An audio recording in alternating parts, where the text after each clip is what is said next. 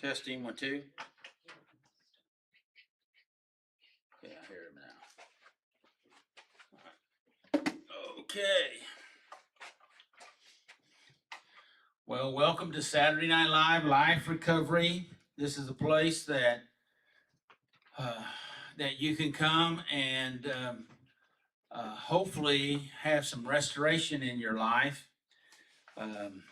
Move from chaos to some sort of order. Has anybody here moved from chaos to some sort of order? Getting better. Getting better? We're seeing the light. Seeing the light. Seeing it, it's getting clearer. Okay. So, is it like in every day and every way getting better and better? Sometimes we have our setbacks. Sometimes with occasional this and that. So, I don't need this paper. All right. Well, and welcome to the internet, folks. We're glad you're with us also. We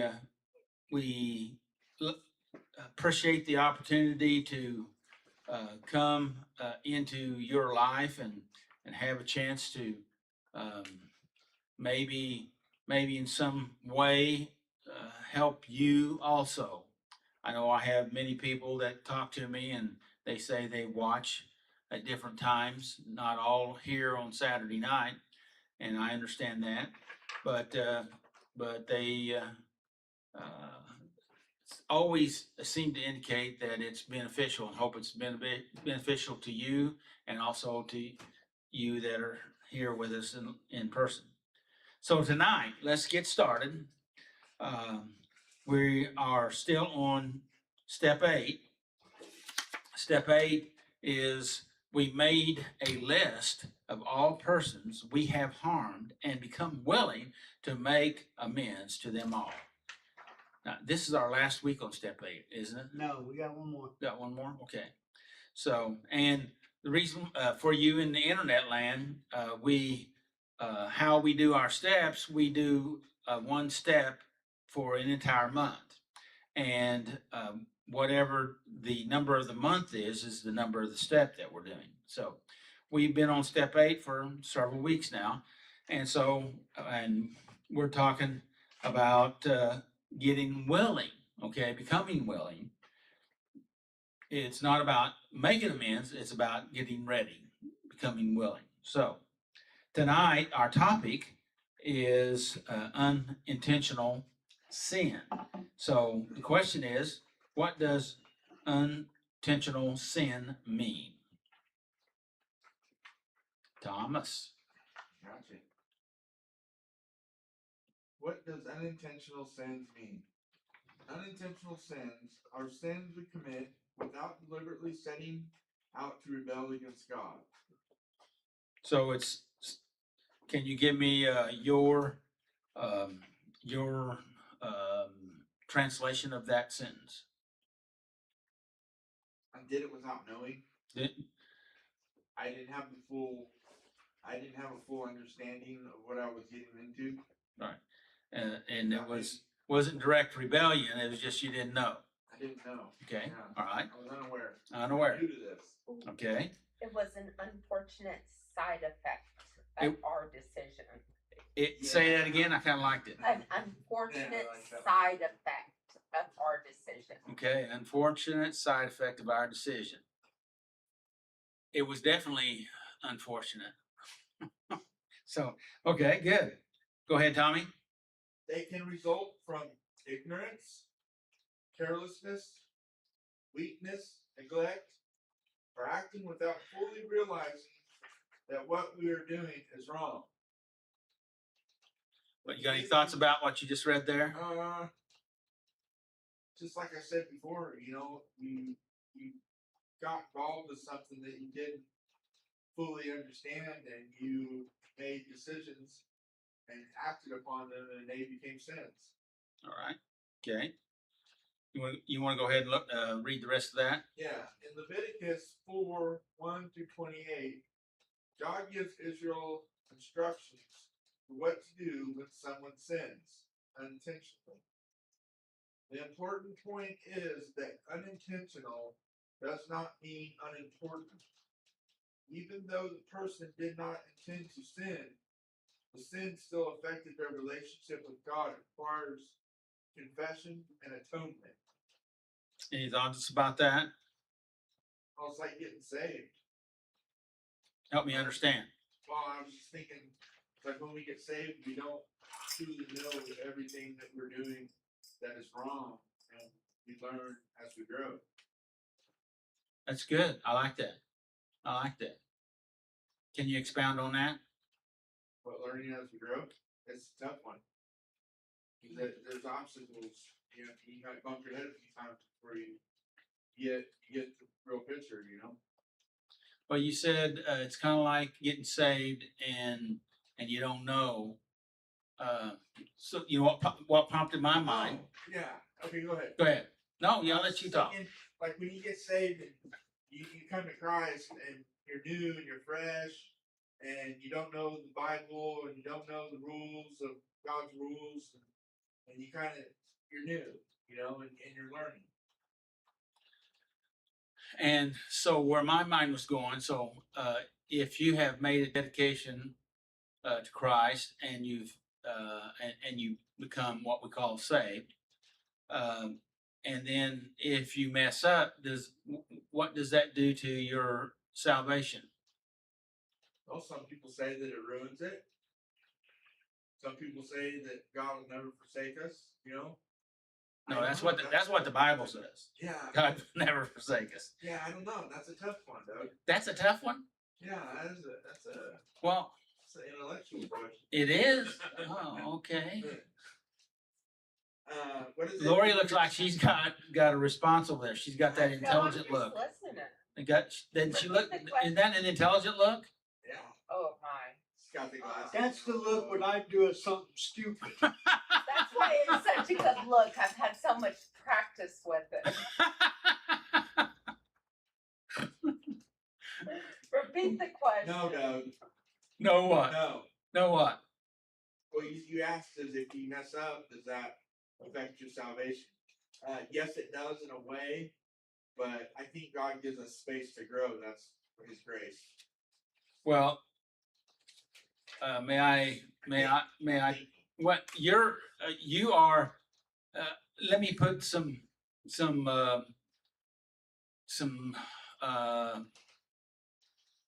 defining direction on what you said. And you said in some way, well, yes and no. The no part is no, it doesn't affect your salvation, but yes, it can affect your relationship with God. It affects your growth. Yeah, it affects your relationship. It affects how you're connecting with God. You are, when you've accepted Him, when you've been born of Him, then you're saved. And does that mean, am I saying that you can't lose your salvation? Yes, you can, but it's not that easy. No. It's a lot more. There's a lot more involved in that. Yes. Yes, it's doable, but there's some hoops you really have to hop through to be able to do that. But your relationship can be strained. How about that? Would you with Him? And primarily not with Him, but you with Him. Well, I was going to say, it affects yourself too. Yeah, it affects you more than it affects Him. Yeah, that's what And so we're talking about this, and our lesson tonight is focused on unintentional sins and things that we've done, that we didn't know, that we didn't realize. And some people think, well, how can that be? Well, sometimes it happens, right? It just happens. Yeah. And so anyway, we'll be talking about that. Did you get all your stuff here? Yes, I did. Okay, anybody have any other comments on that? Lori, did you have any other comments on that? Okay. Willie, did I'll you? have enough later. Okay, all right. We don't wanna tap the source too much, right? So, Yeah, we don't wanna get me off track here okay, no, we don't. before I get started. So the next question is, how does this connect with step 8? And so I've already read step 8.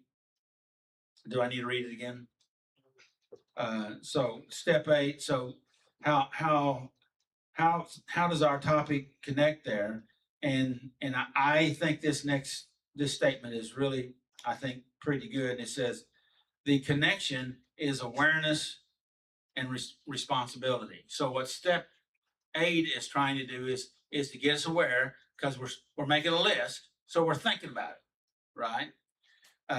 So we're becoming aware, and then when we become aware, we just don't leave it there. We deal with it. Okay. Now, actually, step 9, we're dealing with it, but for today's exercise, it's getting us ready by getting us aware and getting us ready to take responsibility for it. What do you think about that? So we have Leviticus chapter 4 teaches us that we can cause harm without intending to cause harm. And that happens, you know. I don't know. What do you think? If we were to measure how much harm have we caused somebody and not know about it compared to harm that we've done to people that we did know about? Which one do you think would be higher? How about that one? Say the question again. More of. If you were looking at these two things, the one being harm that you didn't know, the unintentional, Yeah. and the other being, let's put it on a scale. The other one being harm that you did know, you were aware of. Yes. 60-40, 60-40, you think? not knowing Not. would be the 60. So which one I'd would say- be most? Yeah, unknowing. It's Unknowing, would Yeah. you say? Yeah. And you agree? Tommy, you gotta. I would have said it been the other way. But that, we don't know. I don't think there's been a study on that, but it was just a question that pops in my mind. But if that's the case, then the unknowing that we're talking about here today, the unknowing has a greater effect, a greater potential effect in our life than the known sin. That's what you're saying, okay? Can't fix what you don't know. That's true. But the trouble is, as we talked about a few weeks ago, even if you know it, you still don't fix it. Yeah. That's stupidity. that is, but that we say, God, show me what to do, or tell me what's wrong, and He tells us, shows us, gives us direction, but I don't want to do that, and that's known there. That's known then, Okay. and then it's So anyway, that's a murky spot there. So let's look and see what else I got on this paper, and I'm still having problems reading for some reason. I don't know if maybe it's this print's too small. What do you think? you got a lot of information. No comment. Okay, so a helpful way to put it for our life recovery is unintentional sins reminds us that good intentions do not erase harmful consequences. Would you agree with that? Yes. Good intentions doesn't erase harmful. I mean, if you just intended it, but it was bad anyway, that doesn't take away the bad. We have to deal with it. Yeah. we need to deal with that because we've done harm, which jumps down here to a key distinction here is I didn't mean to hurt them. That's explaining our intentions, which is explaining our intentions. That's not my intent to hurt you. I realize I hurt them, and that's acknowledging the impact. There's quite a bit of difference between those two. Would you agree with that? They're both important. You have to. It's good to be able to express that's not my intention, okay? But you didn't do it intentionally. But I understand that there was a negative impact because I did what I did. Yes. Step 8 moves us from intention to responsibility, which again is what I talked about a moment ago. So step 8 starts to move us from just, we're looking at our intention. I didn't intend for it to hurt you or to be bad. So since I didn't intend it, then it doesn't matter. Well, yes, it does matter. So then we need to recognize that and then take responsibility for our actions, no matter what our intent was. Yes? Let's see. A simple teaching statement in unintentional sins. I may not have intended to do wrong, but I am still responsible for recognizing the harm my actions cause. So, comments, questions, thoughts? I was just thinking, like, I did something and it blew up in my face, and I was overwhelmed by everything that happened. But I had to come to a place where I had to apologize for what I did, even though I was still feeling the effects of, well, wait, I didn't realize I was wrong until it happened. I've been in situations like that. When you said that, I had a flash of maybe a memory of when I was a kid lighting a fire with gasoline. I used to burn jelly beans.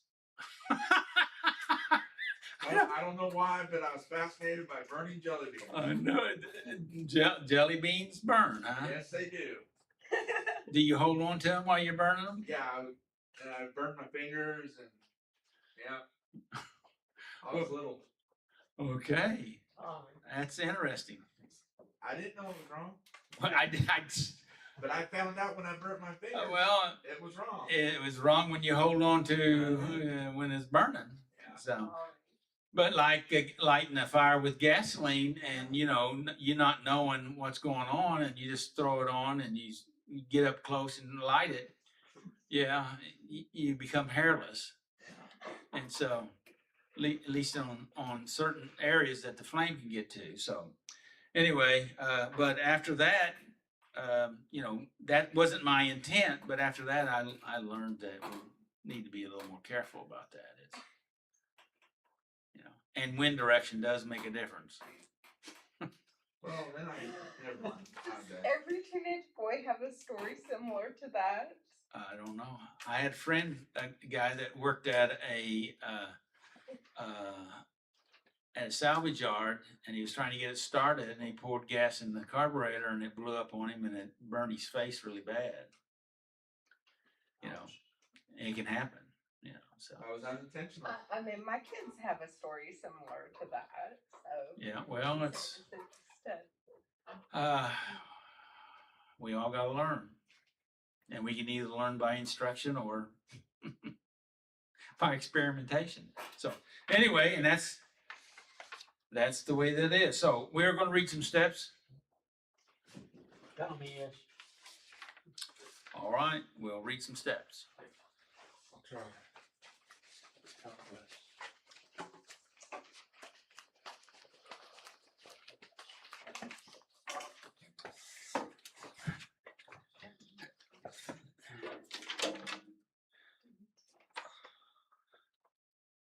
Hello, everybody. Hello. Hello, Tommy. Hi. Thanks for doing this. Welcome. We admitted that we were powerless over our problems and that our lives had become unmanageable. 2. We came to believe that a power greater than ourselves could restore us to sanity. 3. We made a decision to turn our wills and our lives over to the care of God. 4. We made a searching and fearless moral inventory of ourselves. 5. We admitted to God, to ourselves, and to another human being the exact nature of our wrongs. 6. We were entirely ready to have God remove these defects of character. 7. We humbly asked God to remove our shortcomings. 8. We made a list of all persons we had harmed and become willing to make amends to them all. 9. We made direct amends to such people whenever possible, except when to do so would injure them or others. 10. We continued to take personal inventory, and when we were wrong, promptly admitted it. 11. We sought through prayer and meditation to improve our conscious contact with God, praying only knowledge of His will for us and the power to carry it out. 12. Having had a spiritual awakening as a result of these steps, we tried to carry this message to others and to practice these principles in all our affairs. And 8 that we're on now is we made a list of all persons we had harmed and become willing to make amends to them all. Thank you. Thank you, Tommy.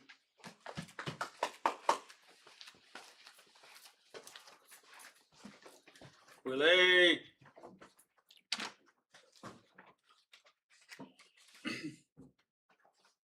While you're getting ready, next week is our topic will be scapegoats.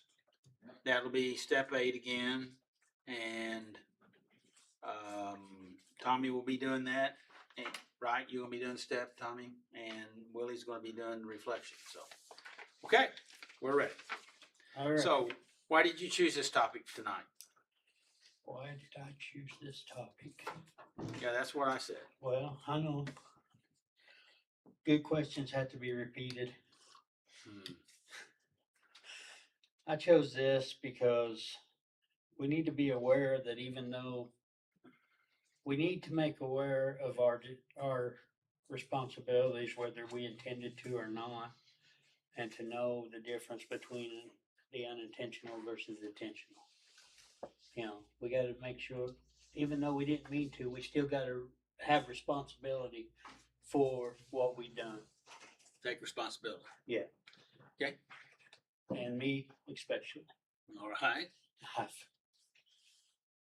Okay. Go ahead. Unintentional sin.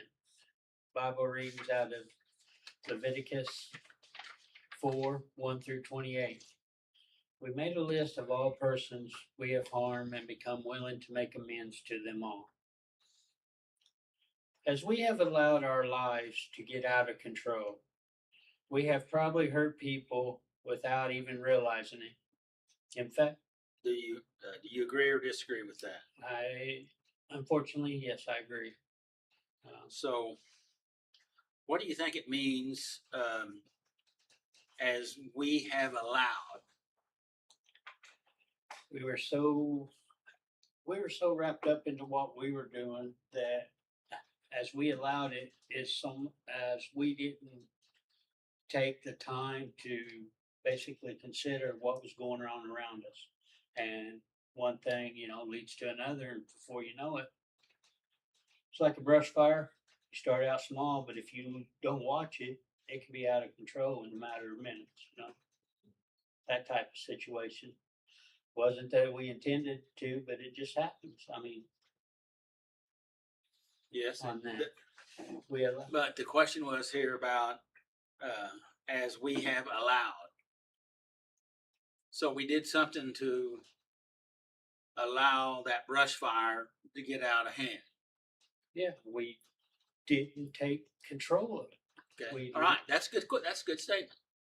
We didn't control it. We just let it do whatever it wanted to do. Yeah. I think that's a good statement, don't you? Yeah. Okay. Yeah. And that kind of lines up with the way most of us not not control our lives at certain junctures, right? Right. Okay, so I wanted to talk about the rest of that. So what does it mean? We already talked about the first part. The first part is as we have allowed our life to get out of control. What does that mean? Our life getting out of control.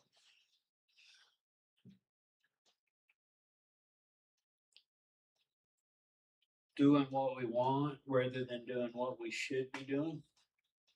Going our way instead of allowing, a lot of them, hey, you can't do that. Well, I'm going to show you I can type situation. Okay, that is more of a rebellious type of. Yeah, I mean, well, we have we'd have the rebellious kind, and then we have kind of what we were talking about, the brush fire, the neglect kind of thing. Yeah, We just don't pay attention not or caring or don't care or just see what happens. Yeah. Let it run its own course. Comments from anyone? Do I over analyze and over question on things? no. The more you overanalyze, the deeper we get into our thinking on it. Okay, go ahead. In fact, much of the pain we have caused has most likely been unintentional. Nevertheless, we still need to take responsibilities for our actions by making amends. Okay. I was just being myself. Yeah.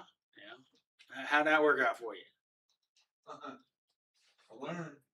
I hope I've learned.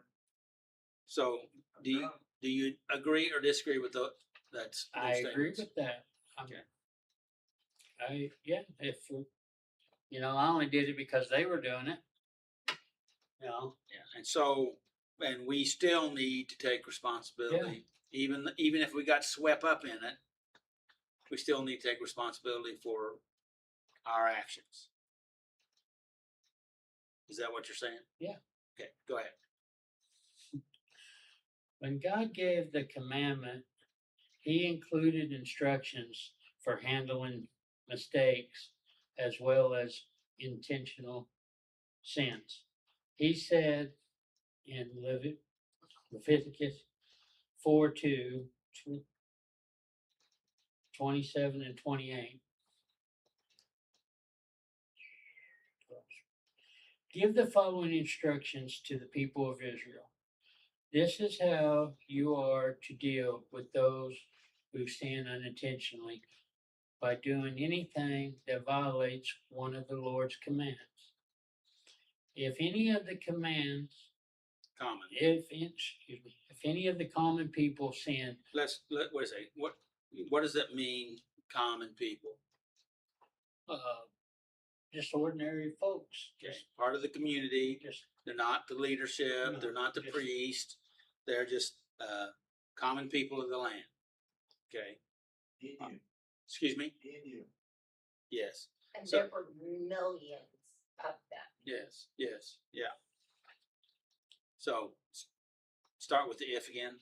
if any of the common people sin by violating one of the Lord's commands, but they didn't realize it, they are still guilty.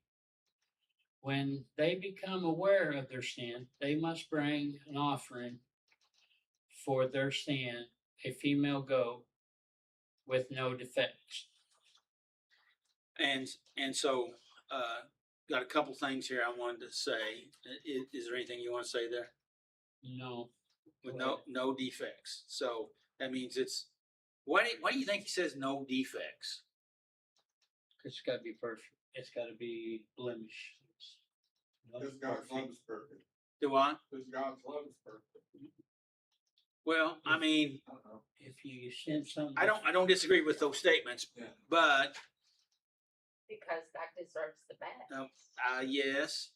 But what's our human tendency? To keep the best for us and Uh, give God this Well, the leftover. this thing is sick, or it's It's gonna die anyway. It's gonna die anyway, or it's Market. do what? It's not gonna bring me nothing. Right, and so if I'm gonna give it, I you know, I'm gonna, it's gonna be a loss for me, so I might as well just give it to God.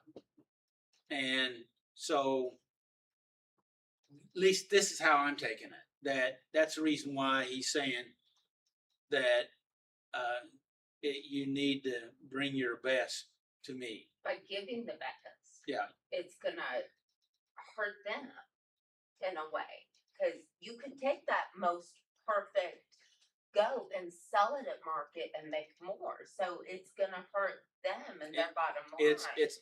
It's a prized gift. Yeah, It's something that's more. It's precious. right, as compared to selling the wounded goat Right. or blemished goat, it's not gonna give as much to you in your pocket. I had a guy last week at church.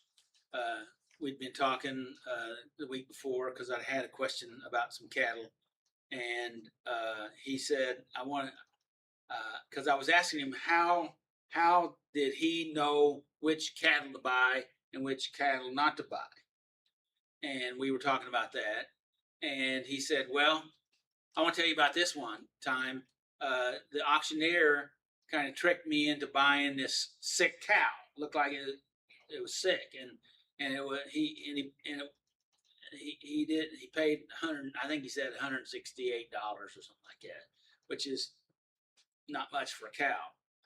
But he said the auctioneer came over and was harassing him about it and said, a couple of days you're going to be burying that thing, and he kind of tricked him into doing it. He was just playing with him. And so, anyway, he took it home and he put it in a pen by itself in case it, was sick and wanted to get everything else sick. And in a couple of days, it had a calf. And then 3 weeks later, he took it back to the same auction and paid it and auctioned it off for just right at under $600. And so, anyway, I thought that was an interesting story. And now that's the favor of God there, right? So, but if we're not giving our best, We're cheating God. We're not cheating God. We're cheating ourselves. Because in whatever manner you give, it shall be given back to you. And full. Right. So, at least that's how I see it. And so, sin, the definition of sin. Anybody look up the definition of sin in the Old Testament here in this area, in the Hebrew? To miss the mark. You're right. It's to miss the mark. Now in the New Testament, it is. All have fallen short. All have fallen short of the glory of God. I think I printed them on your notes, not on mine. Yeah. Because I think I sent that to you after I got all my notes together. So anyway, so that's what we're talking about here tonight, and that's what this sin that we're talking about is in the Old Testament is missing the mark. Okay, it's an archery term. Okay, you're missing the mark. Comments, questions?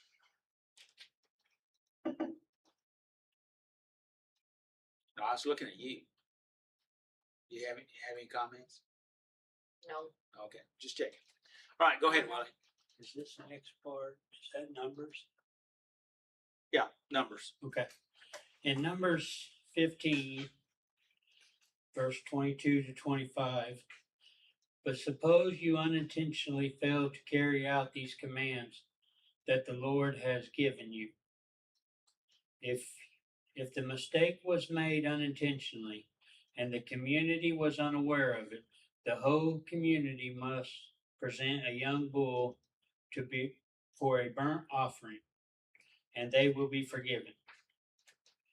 For it was an unintentional sin, and they have corrected it with their offering to the Lord. So, why is that important, you think? To put it, Because if the unintentional sin was been made aware of and everybody knows it, then they have to be, their responsibility is to see that it is taken care of as a community. And if they don't, then they're not doing their part Okay. to keep the one who committed it, at least letting them know, hey, you did this, you need to make up for it. And if they don't do that, then they're just as guilty as him committing it. And the whole community, whether you realize it or not, is going to suffer. Yes. Okay. I did a little deeper dive on these things, and if you went through the scriptures here that from 1 to 28, it had a breakdown between the priest. The priest had to sacrifice a bull. Leaders had to sacrifice a young bullock, and the people had to they could sacrifice a goat or some other things that they could do. And so my question was that it was in my mind. There is some difference between that offering, whether it was a priest or a leader or people, and it kind of comes back to with no defects, and they all had to be no defects. But if let's say with the priest that he'd made a sin, his offering, because of his position and his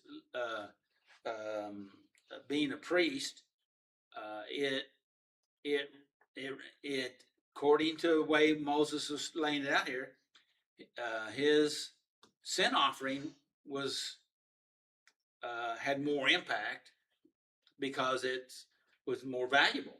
Yeah.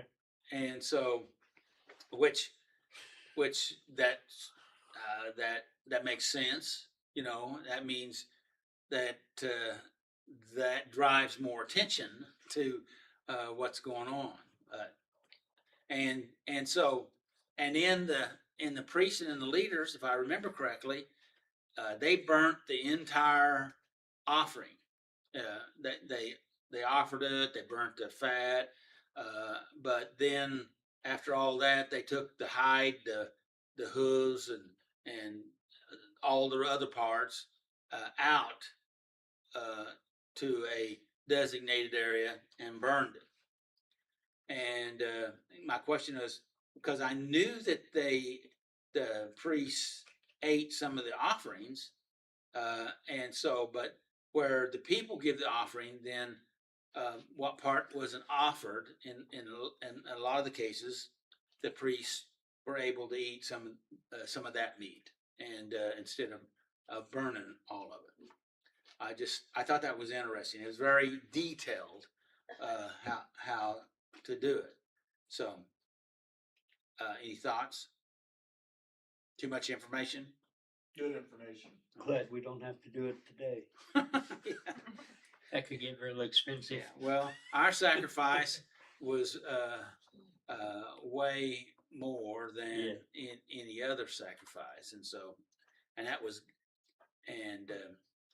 God's sacrifice, and He didn't sin. Yeah. What do you think about that?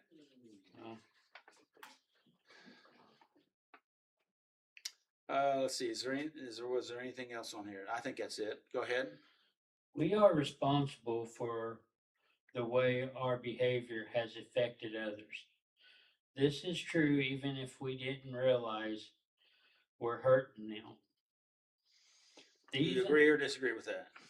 Oh, I agree. I mean, everything you do, every consequence, every action has a consequence. Yeah. On it. So, and you're gonna have to be responsible for either one. So, best to do gooder than better. I might realize why they disapprove of my ways. Yeah.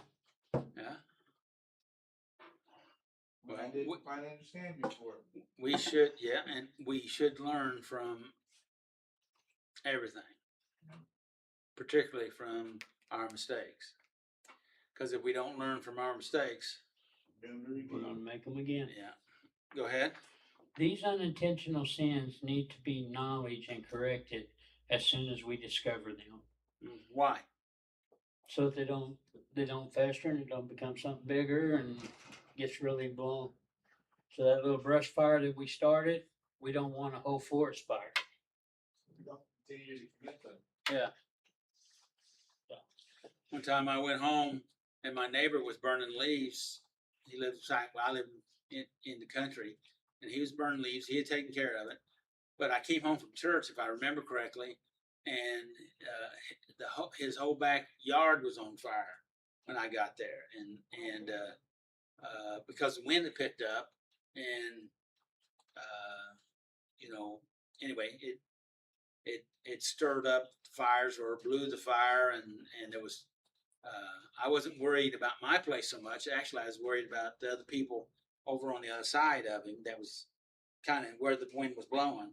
But fortunately, I had a big old long water hose, and I was able to run it over and start knocking it down. And so, anyway, stuff like that can happen. And it wasn't intentional, of course. But if he'd have burnt one of his buildings down, or the neighbor's fence, or the neighbor's garage over there, would have been a good thing. So, go ahead. God forgives our sins. In the recovery process, however, the unintentional sins need to be accounted along with the ones of unintentional sin need to be accounted for along with the more glaring ones. Any thoughts? We need to be more aware, and when we're made aware, we need to take the correct actions to proceed with it so that we could be better off in our mindset. While you was reading that, for some reason, I had a flash of a memory. Because, and the memory was this. I don't know, anybody here know what Austin Healey American was? It's a little bitty car, and I bought it when I was going to college at Pittsburgh, and anyway, it was little, and anyway, I was having to do something underneath it, and I didn't live where I live now, but I jacked up the front of it, and I crawled underneath it, and something happened. I don't know for sure what happened, but anyway, it moved and it fell, and it didn't fall very far, but it was had enough that was laying on my chest, and I was able to hold the car up off of me, but I couldn't get out. And Whitney was, and this flashed in my mind. I was thinking about, I didn't intend that, it wasn't that big a deal, really. And so my neighbor across the street, actually, he was a dentist, was roofing his house over there. And Whitney was out there, and I said, Whitney, would you do me a favor? I was real calm, because I didn't want to scare her. I said, Whitney, would you do me a favor? Would you ask Steve if he could come over and help me for a second? And so she walked up to the road. She was on our side of the road. He was right across the street. And he said, Steve, could you come and help my dad for a minute? And he said, no, honey, I'm busy. I'm not able to do that. And of course I heard him. I mean, it's close enough. He was on his house, but I could hear him because I was in the front yard. And so I said, tell him that I'm caught underneath his car and I need his help. And so she told him, and I heard him hit the ground. And so he come over, and he just, I said, I think if you just pick it up a little bit, I can slide on out, and he did. And of course, it's not very heavy.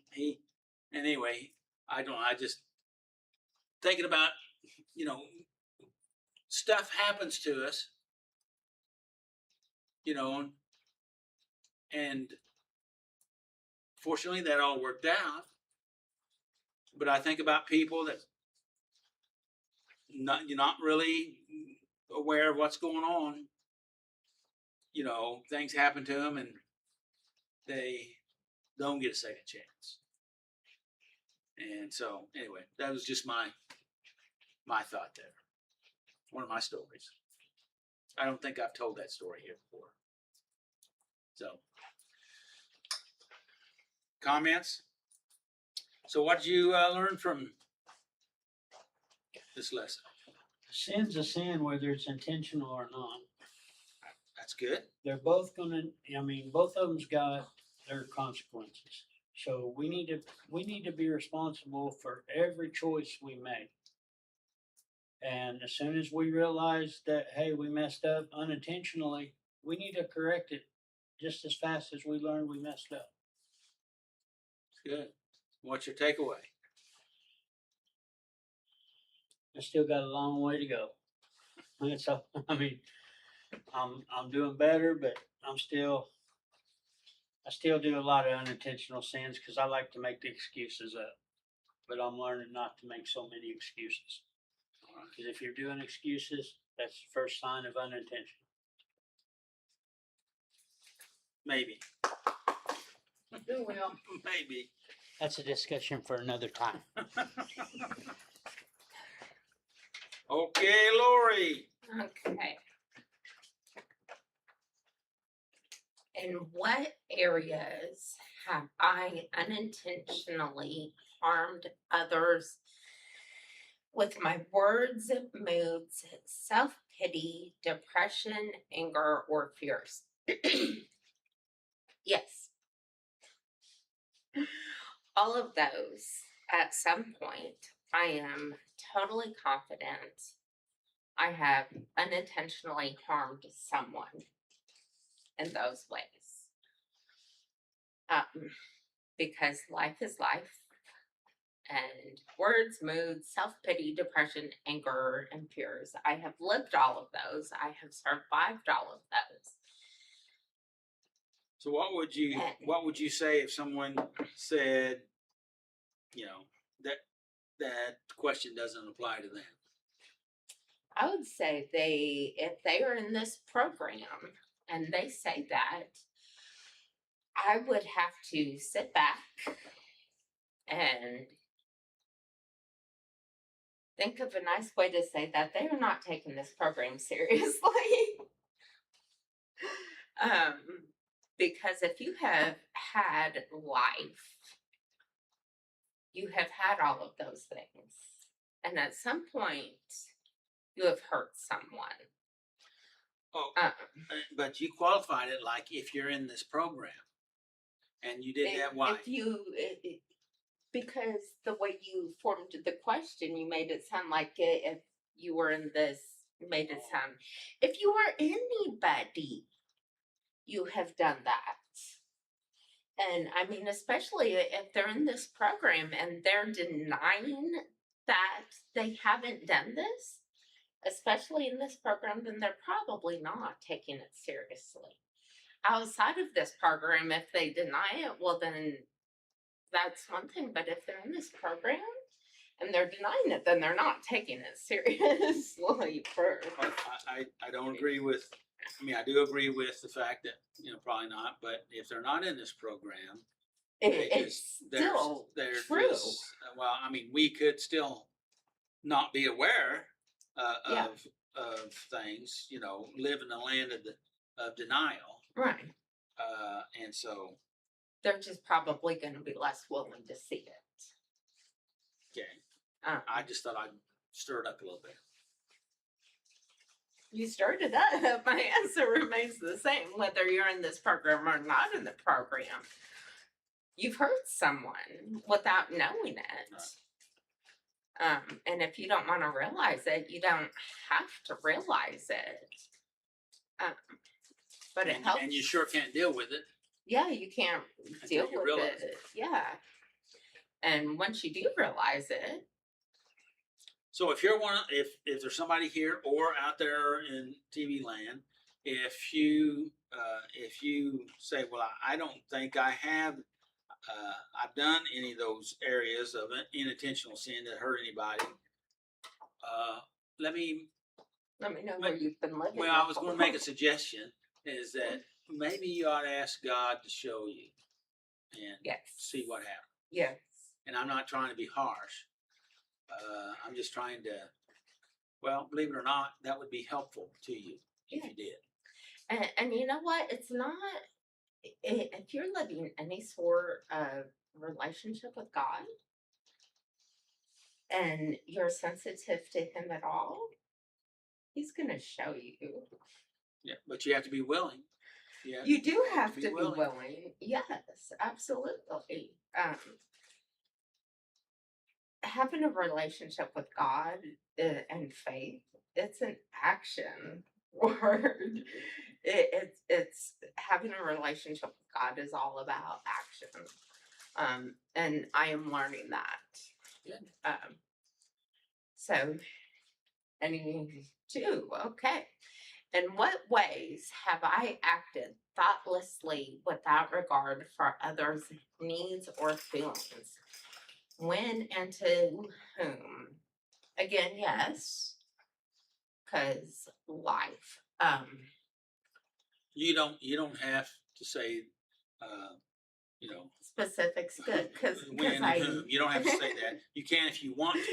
I can't. But these questions are 'cause actually written, for a personal Yes. process. So when we're done in public, you yes, use your own discretion. thank you, and you say this all the time. I strive very hard to live my life with the fruits of the Spirit. Love and peace are so high on my standard list for life that I really strive to not hurt others. And when I do, I really work hard to address that issue right away. That being said, yes, I know I've hurt people. Absolutely. And when I do, I try to make that right immediately. And I rely on God to make me sensitive to the times when I do need to correct something. And He does that. He does that. We invite Him into our life, and He will come in and He will help us. Yes. And these days, He has helped me do better at controlling myself to not have to be in a position where I have to go back and make amends. One of the rules I had for How do you like that? It's nice. One of the rules I had for my kids were growing up. If you do something wrong or hurt someone's feelings, you apologize and you make it right. And you mean it. And if you don't want to have to apologize and make it right, don't do it. Yeah, I'd say that's wisdom. That was a basic household rule because my kids didn't like having to apologize and take the low road. And I'd simply say, then don't do it. If you don't like it, if you don't like the punishment, don't do it. And I would always say there's circumstances for every decision, both positive and negative. You make a negative decision, you're going to get a negative circumstance. That's absolutely You make true. a positive decision, there's going to be a positive circumstance. Yes. So, and this was, my kids are 20 and almost 24. So this stuff I've been saying for years. I know. Thank you for helping me with that. Age conflicts here going on. Discussion questions. Yes, and I'll get there, but I want to throw in a side note here real quick. Throw in a side note. I had a family funeral that I went to yesterday. Um, and there's a couple that I saw yesterday, pastor and his wife, that I met for the first time when I was 14. Um, Pastor Percy and his wife. He will always be pastor in my heart. He was my mom's pastor, very, very dear to my heart. And preparing for this lesson, knew it was coming up, and the first time I heard it, it had big impact on me. And I told you at one point he had to pull me aside and have a conversation with me and ask me to step down from my position at the church because I was not living my life to the standard of the church. And I said that had to have hurt him. And so through the studying for tonight and after getting to visit with him and his wife yesterday, and it's always such a joy and blessing to do that, I sent them a message today. And I told them about the lesson and that God had just, it'd been on my heart that I needed to apologize for the hurt I'd put them through during that 1 year or so where I had difficulty and they had to godly reprimand me and show me godly counsel necessarily when I didn't ask for it. And their response was individually, but the same of, if you hurt us, we don't remember. We have long forgotten and long forgiven. And I'm so proud of you for being sensitive to the Spirit to reach out to us. It's awesome. And that's what it's about, I think. That's great. Is, you know, if you're sensitive to God and you follow what God directs you to, it's never going to be bad. They didn't even remember. But it was a blessing to me, and I'd like to think it was a blessing to them to know that I'm being sensitive to God and following through with God has asked me to do. It's good. So the process works, and this was just preparing the list, and so I jumped the gun, but I wanted to share that because, you know, when God tells you to move, you move. You don't just sit, you move. Right? Good. Yeah. So, have you ever hurt someone without intending to? Yes. What happened? I hurt them. What did you do? What did I learn from it? Hurt hurts. Hurt is not good. It makes people sad. It hurts relationships. It wounds them. Sometimes you can go back and fix that wound. Sometimes you can't. Sometimes the relationship can grow stronger through it, and sometimes that relationship is never the same afterwards. I was thinking about your story in regard to this question. What did you learn by reaching out and asking or trying to make amends, asking for forgiveness? When you're obedient to God, it's good, and it's going to just give goodness and comfort right back. It's gonna come back good. Yeah. But the main point that the emphasis I was looking for is how did you feel about it? Oh, I felt good. You learned that's Yes, it. You felt good. Good. Felt good. That's what you got out of. Yes. That's what you got out of being obedient. Yes, and not necessarily that it was weighing on me heavily. It was weighing on me, but not heavily. But now just that it's gone. It's gone. So, yeah.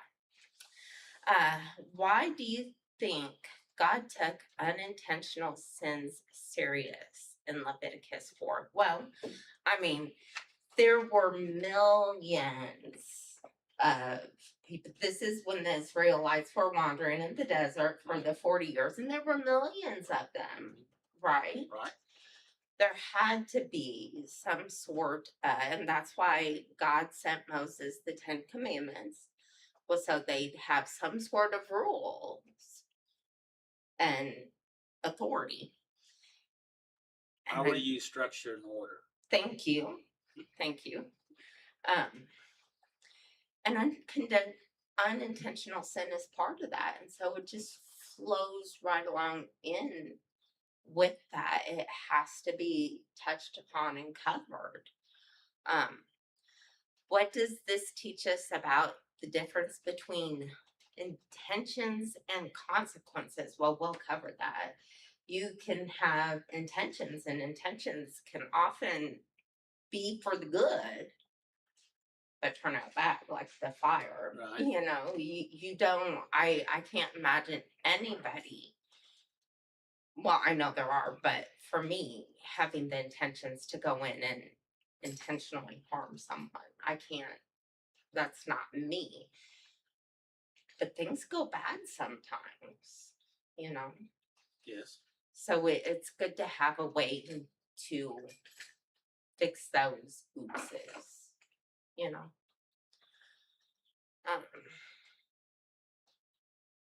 That good? Yep. Answer? Okay. Are there people you may have harmed through your words, attitudes, choices, and behaviors without realizing it at the time? Yes, we did that one. What makes it difficult to acknowledge that harm? I would say pride. Pride, absolutely, especially like if you're long past that point in your life, if that intentional sin is way in the past, and you're just now to the point where you're looking at that, pride could be a big one at trying to fix that. What does that mean, pride? Thinking, no, you just want me to get all tripped up on my words. Having to go back and apologize and like, I did wrong. It could be embarrassing, you know, admitting, and pride, like, I'm good to apologize. Why do I have to apologize? But in the end, it's a good process. And that little bit of pride hurts, like pulling off the Band-Aid. But once it's off, there's a lot of relief that comes with it.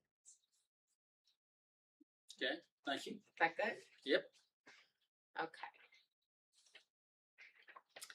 How does step 8 challenge us to take responsibility for the harm we have caused, even when we didn't intend to cause it? It does. Step 8. Let me find it here. We made a list of all the persons we had harmed and become willing to make amends for them all. The challenge is to make a list and take responsibility. And we've broken it down. Well, step 8 is become willing. Well, yes. And it breaks it down into the different categories. And this subcategory is unintentional sin. So we're going through back into the subcategory, and it gets you thinking about, oh, possibly. Oh, yeah, because that's what happened with me. The first time I heard this lesson, I had no clue about it. No clue. And for me, this is a big one, since I really strive to not do the big ones, you know, and live such good, you know, but unintentional or hidden sins is a big one for me, because it really pushes me to look past the surface into the deep and into the past, and find the true gooey, ugly, stinky, dirty that's there to deal with. So, how does step 8 challenge us to take responsibility? So, how does step 8 challenge us to do that? But once you realize it's there, Well, you but gotta, first you have step 8 challenges us to look at it. yeah, You can't realize it's there until you've been willing to look Right. and find it. Yeah. So, step 8 is challenge us to look at it. yeah. Look and see, Look and see, right? and And then you gotta prepare to deal with it. then you have to become willing. Willing, yes. Yes, willing to take responsibility for what Mhm. you've done, Yes. and that's what step 8 is. Yeah. What step 8 here, in my simple way of saying it, is challenge us to look at our stuff and then be willing to deal with it. Mhm. We're not having to deal with it yet, but being willing. Mhm. Being willing, turning it over, asking God, give me the courage to deal with it. Give me the words to say when I address this person or write this email. Guide my heart, fix my mindset, that sort of stuff, Mhm. right? All that's very beneficial, and those are That's how we concerns. prepare, Yeah, right? yeah, right. Okay. Okay. Number 5. What is the one area of your life where God may be opening your eyes to harm you previously didn't recognize? Did I read that properly? Open your eyes to harm you previously didn't recognize. What is one area of your life where God may be opening your eyes to harm you previously didn't recognize? Well, God is always opening my eyes to new areas. The deeper I go in my relationship with God, the more He's opening my eyes and my heart. And that's just part of the process. Well, your story a while ago, Mhm. I think that is a illustration of this lesson. Um, Even though some of it maybe started a year ago, and then working on this time, you You your never eyes. said it was a fast process. No, we're not. Yeah, it's not about perfection. It's about progress. So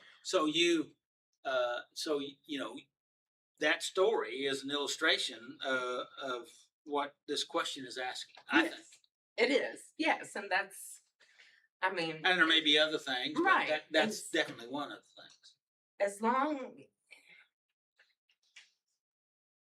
as long as your heart is soft to God and you are willing to let God work and you're responsive to God, you're on the right track. I feel. Well, And that's Yeah. and as long as you do what God prompts you to do, You're leaning into the Yes. relationship, and It's- that's got to be a good thing. right? And that's about the best you can do is seek God first and be sensitive to Him and His nudgings. You bet. You bet. I agree with that. I mean, I'm pretty simple minded, so you got to keep it simple for Lori. What would becoming willing to make amends look like? Send the email, talk to the people, soften your heart. Put yourself in their position, even, and just pray. Follow God's nudging, and wait for God's timing. Wait for God's timing, and because it's all about God's timing for you and the other person. Well, what would it look like to make amends for something that God has brought to your mind? The exact steps of what it would look like. Well, I'm just saying that's what the question here is. I- What would what would becoming willing to make amends look like? Help me out, because I'm really just Well, we can use your illustration Okay. of your story. all right. You decided Well, you wanted.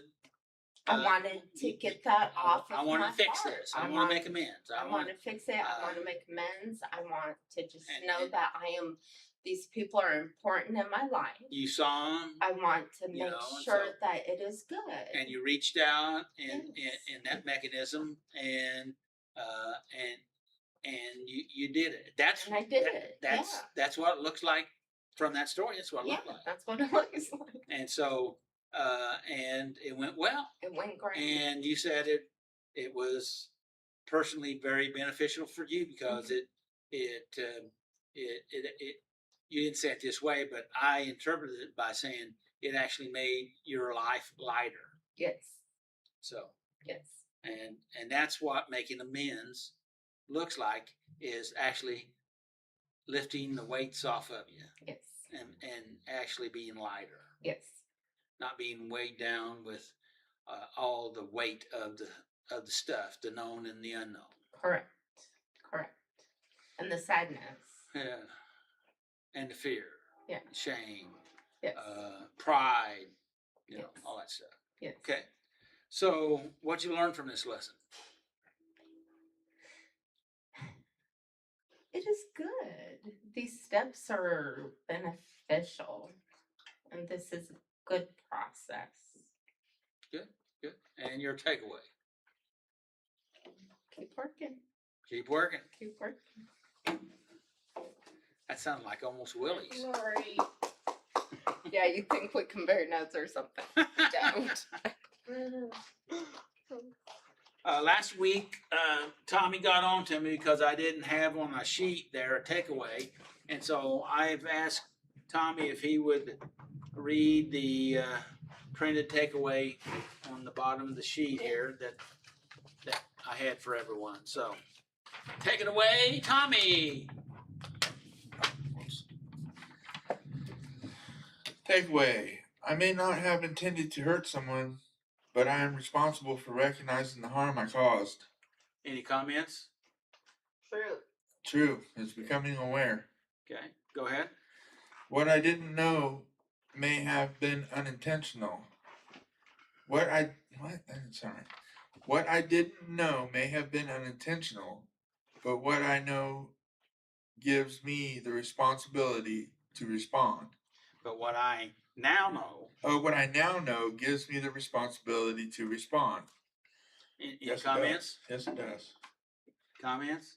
The way you respond is the way you deal with it. I mean, there's a correct way and an incorrect way. That's true. Go ahead.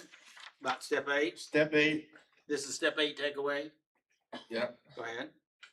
Calls me to stop defending my intentions. What does that mean?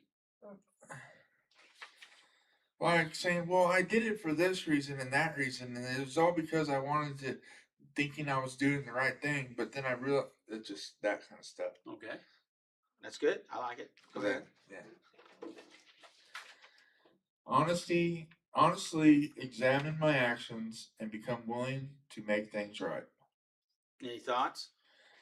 Because when we realize we were wrong, we sometimes might try to hide from it.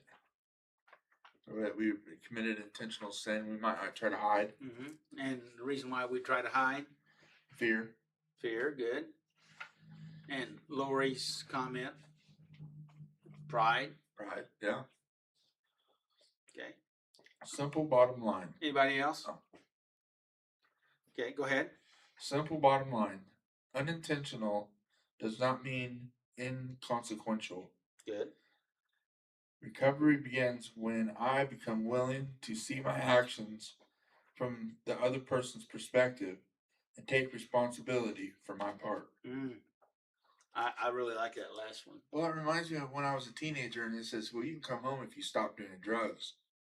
But I personally didn't see nothing wrong with the drugs I was doing until I got later in life, and then I seen the harm that they caused, and I came to understand what they were meaning by, if you stop doing something, you can receive something better.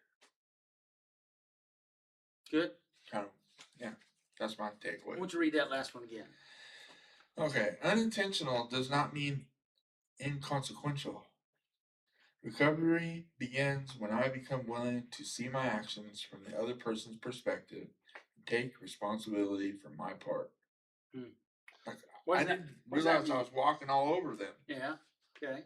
So, because you didn't see it from their perspective. No. So, because that was my question: is what does that mean? Recovery begins when I become willing to see my actions from the other point of view, or that I person. seen how what I did made their life a mess, or made their life messy, and I'm out of, cause conflict for them. Good comments. Thank you, Tommy. Thank you. Tommy. Appreciate it, Tommy. that. Huh? I didn't write that. Thanks. You're responsible for it. Fabulous job reading the paper, Tommy. You're responsible for it Yes. because you got on to me last week because I didn't do like it. that So. one. Huh? I like that takeaway. Okay. All right. I'll work on trying to keep it there. Very good. I'll do my part. You do your part. How about that? Okay. Well, may the Lord bless you and you and you and you and you and you. And may his face shine upon you and give you his peace to make healthy choices.